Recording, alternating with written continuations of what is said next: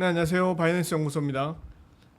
2024년 12월 2일 오늘 방송 시작하도록 하겠습니다. 자, 오늘 주제는 이제 리플에 관한 얘기를 하려고 합니다. 리플, 리또 속은 잊어다오. 리플 시가총액 3위 등급. 네, 리플이 시가총액 3위에 올라갔습니다. 봅시다. 코인 마켓 캡. 코인 마켓캡에 오늘 들어가서 보시면 볼게요. 지금 리플이 시가총액 3위까지 올라갔어요. 오늘 상승률이 24시간 30% 올랐고 일주일 동안 67% 정도 올랐습니다. 자, 보면 차트 보면 정말 아름답습니다. 정말 리플이 이제 잘 오르고 있는데 뭐 솔라나나 다른 코인들도 이미 많이 올랐죠. 근데 조금 고무적인 건 이제 테더보다 더 높이 올라갔다는 거예요. 이제 달러 유입 대비 달러가 유입되는 그 양보다 리플이 그 가격보다 훨씬 더 많이 올라갔다는 거예요. 지금 이제 코인들이 다 전체적으로 많이 오르고 있습니다. 그런데 앞뒤 안 보는 그런 불장은 아니고 뭐라고 해야 되지? 대형 알트 코인장들이 지금 주도를 하고 있습니다. 비트코인 지금 횡보를 하고 있잖아요. 자, 여기에 대해서 한번 얘기해 보려고 합니다.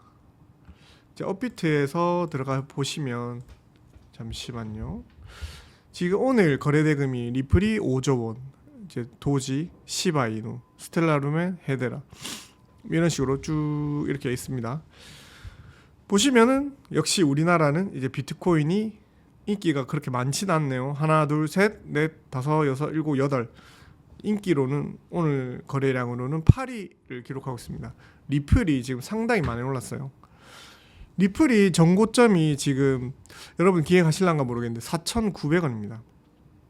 한 35% 정도 더 오르면 곧 이제 전고점에 다다르는 것 같은데 얼마 안 남았어요.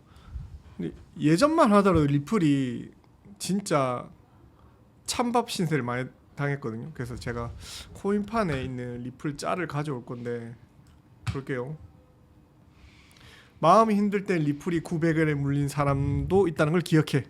지금 리플이 이제 3,300원인데 이런 짤도 있습니다. 리플이 900원에 물린 사람도 있다는 걸 기억해. 그리고 제일 제가 좋아하는 짤인데 박현경님 2027년 리플은 얼마입니까? 240원. 이 리플이 엄청 인기를 많이 끌었어요. 그리고 그 다음 짤 아저씨 리플 언제 가요? 이렇게 하니까 그냥 아저씨가 안아주죠. 안 가거든요. 예전에 리플 같은 경우에는 일명 그 바코드 코인이라고 많이 불렸어요. 그러니까 변동성이 거의 없었거든요. 그때가 봅시다. 언제냐. 트레이딩 뷰. 리플은 변동성이 진짜 없는 코인이었는데 그래도 어째 이렇게 시간이 지나면서 이렇게 올라왔습니다. 리플 같은 경우에. 잠시만요. 리플은 너무 변동성이 좀 급격하죠. 거의 변동성이 없었기 때문에 예전 같은 경우 계속 200원 300원에서 왔다 갔다 하다가 이번에 코로나 시기 지나서 약간 800원 근처에서 왔다 갔다 하다가 결국에는 급격하게 이렇게 상승을 맞이하게 됐습니다. 사실 리플 자체가 왜 사람들이 예전에는 엄청 좋은 그런 거리들이 많았었는데 왜 리플에 대해서 실망 매물이 많이 나왔냐, 여기에 대해서 한번 얘기를 해봤으면 좋겠는데, 사람들이 리플에 대해서 얘기를 할 때는 리플이 진짜 엄청난 코인이다, 리플은 뭐 스위프트를 대체할 만한 그런 국제 코인으로 거듭날 것이다 합니다. 하지만 리플에 대해서 한번 얘기를 해보려고 하는데, 리플은 일단 발행량 자체가 1,000억 개입니다. 비트코인의 4천만 개, 2,100만 개, 그리고 이더리움의 1억 2천만 개, 그리고 바이낸스의 1억 4천만 개에 비하면 한참 더 많죠. 1억 개 이렇게 있는 게 아니고 1,000억 개가 있습니다. 이 중에 800만 개가 회사가 가지고 있고 200억 개가 이제 창립자들이 3명에서 나눠서 가져가고 있어요. 한동안 리플은 막대한 발행량을 바탕으로 여러 가지 뭐 캠페인을 벌린다든지 그래 MOU를 체결할 때 리플을 주기도 하고, 그러니까 리플 발행량의 45%가 시장에 유통되고 나머지는 리플 재단이 관리하고 있어요.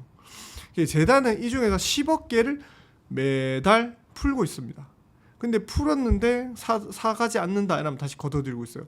그래서 사람들이 잘 모르는 사람들은 리플이 뭐 이제 인플레이션 일어난다 이렇게 생각할 수도 있지만 지금 그렇지는 않거든요. 이렇게 막대한 수량이 발행이 되고 매월 물량이 풀리다 보니까 가격이 급등하기 힘든 구조입니다. 다만 재단이 보유한 물량이 점차 줄어들고 있는 걸로 알려져 있어요. 왜냐하면 지금 리플이 생긴 지 꽤 오래됐잖아요. 그리고 송금하고 결제 수단으로 활용될지도 아직 미지수입니다.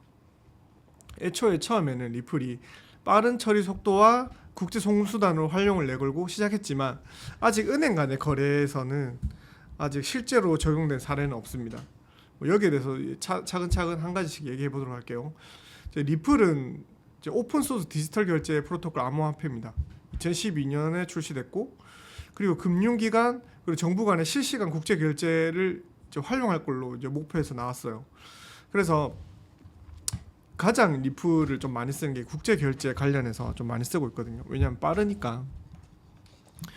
그래서 이제 리플이 나오게 됐는데 이제 처음에 이제 리플도 되게 이제 올드 코인이거든요. 나온 지 오래됐고. 근데 예전만 하더라도 이제 빗썸에 2017년에 코인이 한 3개, 4개 정도밖에 없었거든요. 비트코인, 이더리움, 리플 뭐 이런 식으로 밖에 없었는데 그때 당시에는 비트코인은 뭐 한 170만 원, 이더리움은 한 50만 원, 리플은 한 200~300원 했거든요.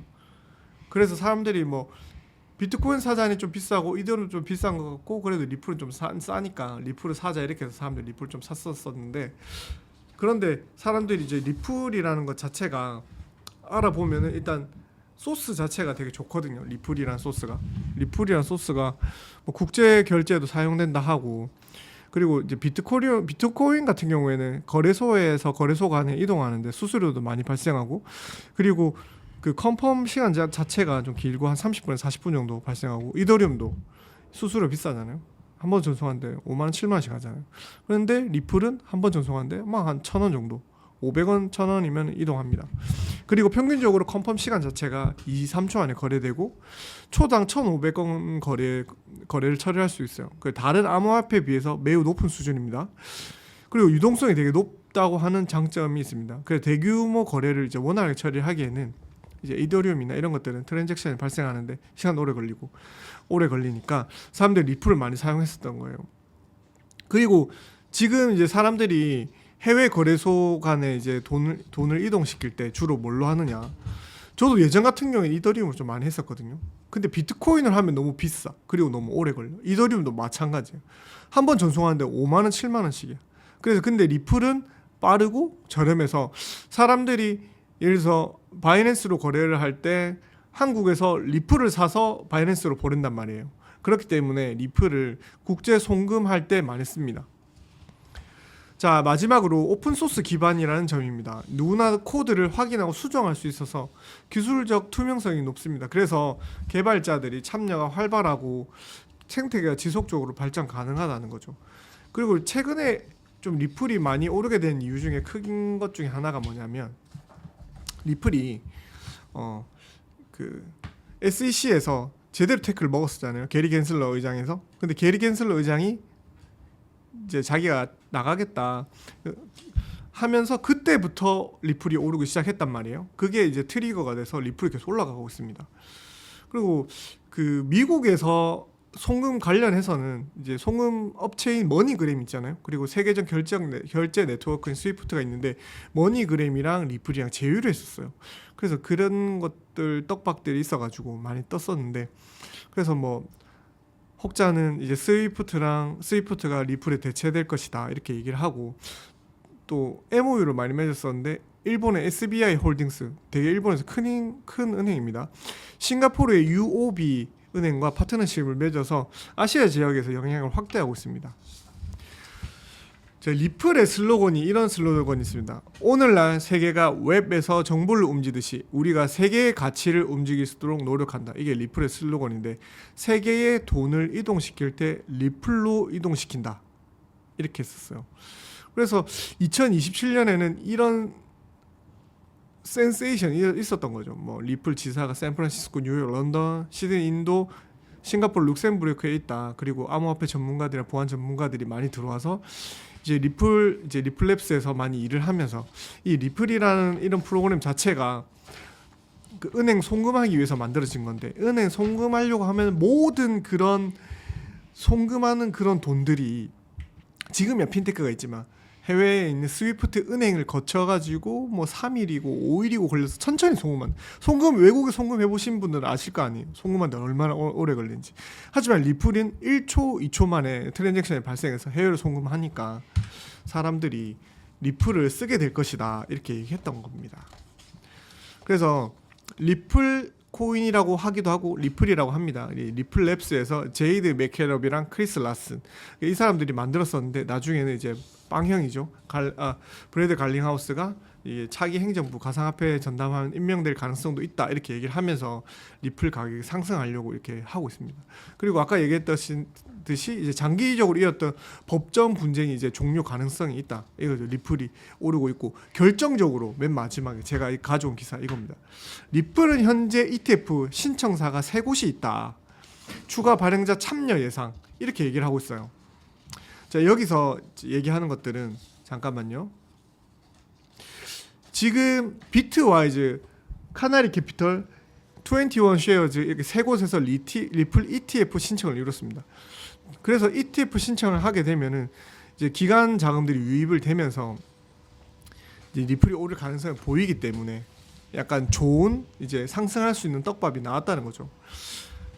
예전에 이제 SEC에서 게리 겐슬러 의장이 있을 때만 하더라도 이제 꿈도 못 꾸던 일인데, 이제 게리 겐슬러 의장이 자기는 이제 나가겠다 이렇게 해임을 당하느니 차라리 자기 발로 걸어 나가겠다 이런 식으로 결정을 내렸을 때, 리플이 이 소송이 이제 완료가 되면서 소송이 이제 종료를 보이면서 이제 ETF 현물 ETF 신청에 때문에 이제 ETF 신청하고 3군데서 신청하니까 가격이 상승하는 거 아니냐 사람들은 이렇게 보고 있습니다. 그래서 그 ETF 출시에 대한 기대감에 이 리플이 상승을 보인 것 아닌가라고 보이고 있습니다. 자, 여러분들은 리플을 투자하고 계십니까? 그러니까 이게 좀 아이러니한 게 불장다워야 되는데 약간 그런 불장 느낌이 조금 덜하잖아요. 왜 그렇죠? 이제 보통 이제 코인이 오르면 불장에서 골고루 막 이렇게 오르고 급격하게 올라야 되는데, 좀 뭔가 테마를 가지고 오르는 것도, RWA 테마를 가지고 오르는 것도 아니고, 그 디파이 시장이 오르는 것도 아닙니다. 그냥 느낌에 이더리움이 아주 점차적으로 지금 일주일에 약 8% 올랐잖아. 진짜 조금 올랐어요. 리플처럼 이렇게 오른 게 아니고. 그래서 이더리움 관련 ERC20 코인들이 조금씩 오르는 것 같은 그런 성향을 보고 있습니다. 솔라나가 많이 올랐다가 이제 솔라나의 자리에 이제 리플이 들어갔습니다. 리플이 이제 BNB나 솔라나보다 한참 더 밑에 있었고 도지보다 밑에 있었는데, 이제 쭉쭉쭉쭉 치고 올라가서 뭐 개발도 지금 마땅히 하지 않고 사용도 안 되고 있는 카르다노보다 훨씬 더 많이 올라갔죠. 그리고 아발란체, 뭐 트론, 뭐 시바이누, 뭐 톤코인 이런 것들이 뒤로 밀리면서 지금은 현재로서는 사람들은 관심은 리플에 집중되고 있다는 겁니다. 그래서 왜 오르냐? 아까 얘기했듯이 리플은 ETF가 3곳에서 신청을 했다.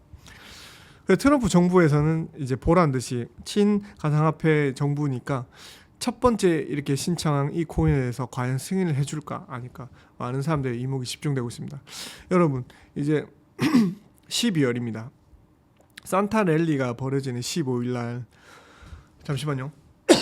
코인은 12월 들어가서 많이 오를 겁니다.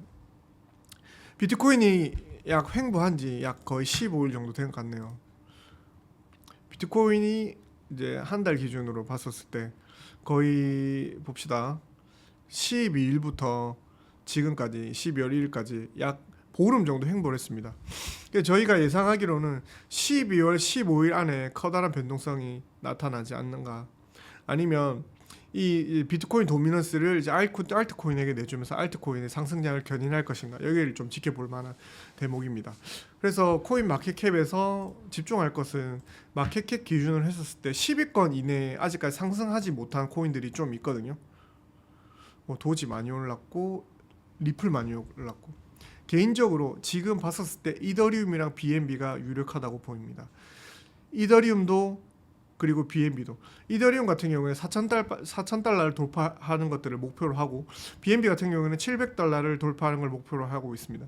700달러를 돌파하면 좀 더 급격하게 이제 상승장 이제 700달러 넘어는 이제 BNB가 정고점을 돌파하는 거거든요. 정고점이 700 몇 달러였는데 우리나라 돈은 한 100만 원 정도 됩니다. 올타임 하이를 기록하면은 그때부터 이제 BNB도 달리지 않겠나라고 생각합니다. 여러분 장이 좋기는 한데 사실 본인들이 갖고 있는 코인들은 아직까지 그렇게 회복되지 않았다라고 사람들이 많이 얘기하더라고요. 사람들은 좀 알트코인에 투자를 많이 하니까 알트코인이 좀 가줘야지 내 마음이 좀 좋을 건데 알트코인은 생각보다 쉽사리 가지 않고 있습니다. 그리고 그 업비트보다는 그래도 조금 트렌디한 코인들이 빗썸에 좀 있거든요. 혹시 여러분들 빗썸 사용하시나요? 요새 행사도 많이 하고 있던데. 빗썸에서 보시면 이제 월드코인도 빗썸에 있고 이더리움 네임 서비스 지금 제일 좀 되게 핫한 코인이거든요. 이더리움 네임 서비스 그리고 바이비트라고 비비 코인 있어요. 그것도 지금 세계적으로 많이 핫합니다.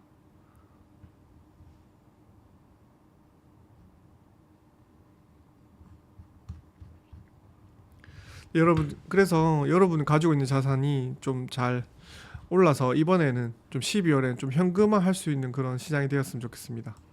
네, 여러분 승리하시길 바라고 바이낸스 연구소였습니다. 감사합니다. 피스.